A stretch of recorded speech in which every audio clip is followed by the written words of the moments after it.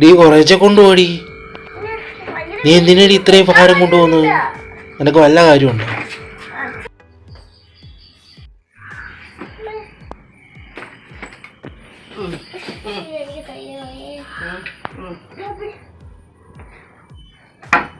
അല്ലെങ്കിൽ അത് അച്ചാമ്മയുടെ കൂട്.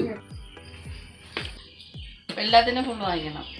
ഹിന്ദി എല്ലാം അറിയാല്ലേ, ഓർമ്മിച്ച് എഴുതാൻ മതി. അങ്ങ് വെപ്രാളപ്പെട്ടത് എഴുതി കൊടുക്കണ്ട.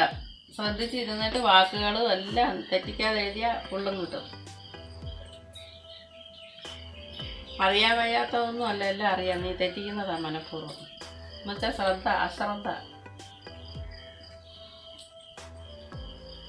അശ്രദ്ധയില്ല.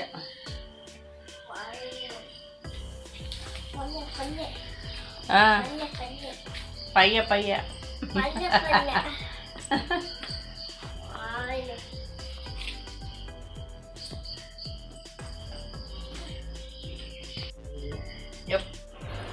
കണ്ണിൻ്റെ മിനിക്ക്. കുറച്ചു നാളുകൾക്ക് ശേഷം പറഞ്ഞ കേൾക്കത്തില്ലേ നീ?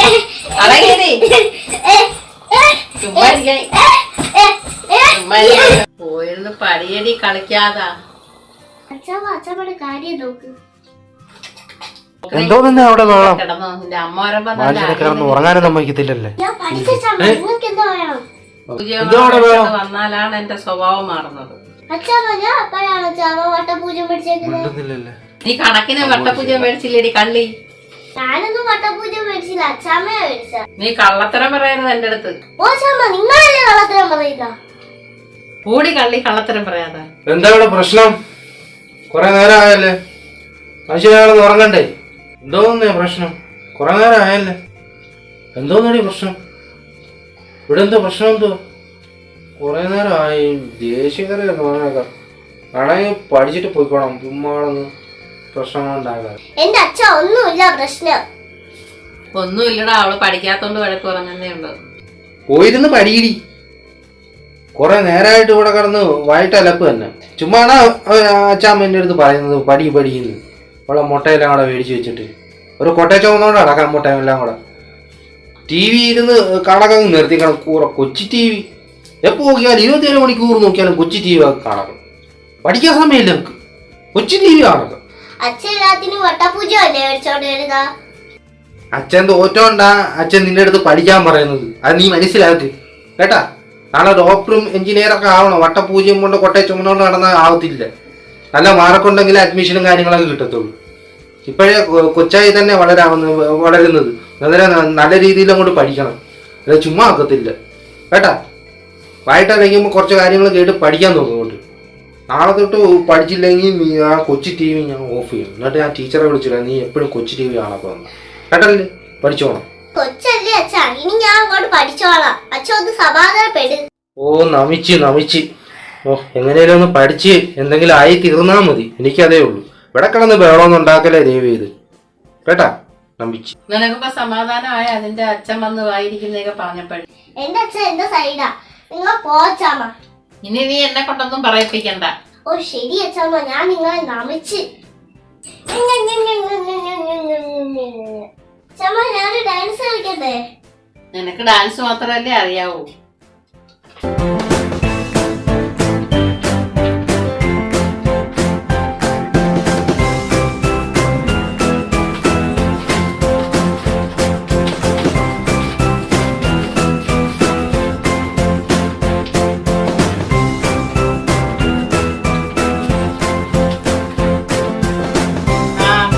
അടിപൊളി.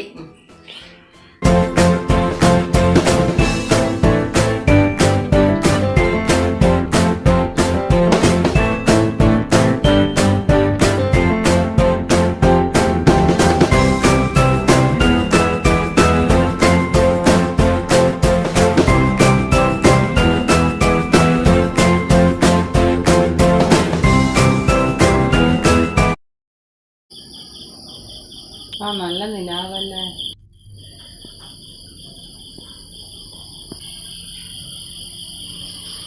ചേടാ ക്രിസ്മസ് ആയിട്ട് കറണ്ട് പോയല്ലേ.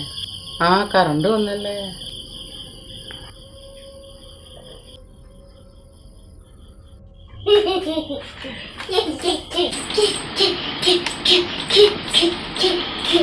സമതിയാ വെറുതെ ഒന്ന് കളിക്കാതെ പോയി പണിയടി. പെണ്ണിന്റെ കുരുത്തക്കേട് അടങ്ങടി.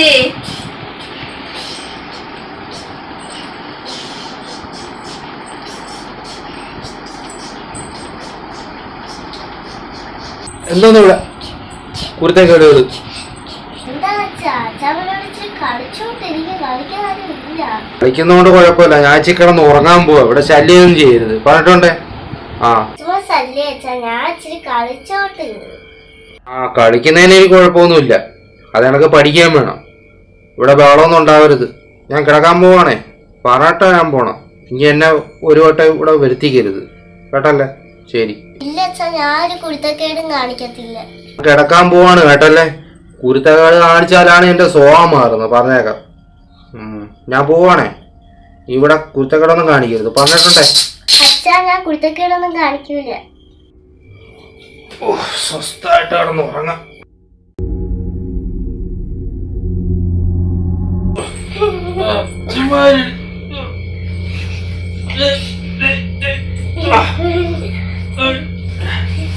നിന്റെ ശല്യങ്ങളെ ഞാൻ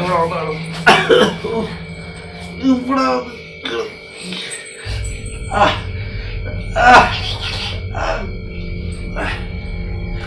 കുരുത്തക്കേട്.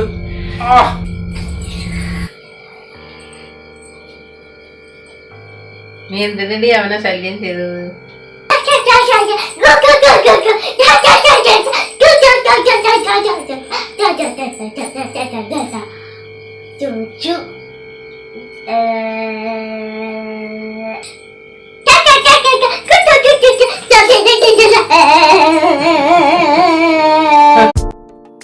കുട്ടികൾ പഠിക്കേണ്ട സമയത്ത് പഠിക്കും. കൂടുതൽ അവരെ ടോർച്ച് ചെയ്യാൻ പാടില്ല.